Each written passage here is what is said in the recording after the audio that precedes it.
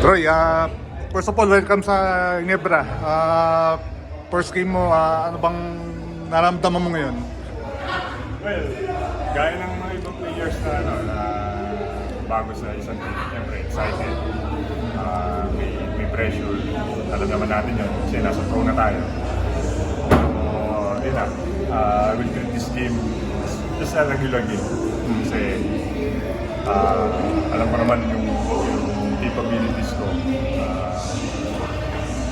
May trust din naman ako sa skills ko. So, just treat this as a regular game.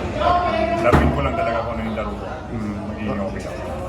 Troy, alam naman natin na talagang nung bata ka fan ka ng Ginebra eh. Pero nung naging free agent ka nga, bakit Ginebra yung napili mong team? Why not? Diba?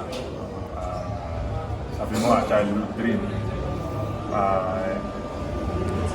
Parang nung nagkaroon ako ng chance na umili, bakit hindi ko pipiliin ko ano yung isa sa mga dream ko, diba? Sa ngayon, dream come true talaga sa team na talagang nung bata pa yung gusto ko. And kumusta yung transition? Well, medyo smooth yung transition, pero marami pang kailangan ng trabaho. Siyempre, hindi ganun kadali matutunan yung sistema ng isang team na matagal na nilang ginagawa. Tapos ako, ilang weeks pa lang ako practice. Siguro bilang pa lang sa kamay yung team practices natin. So,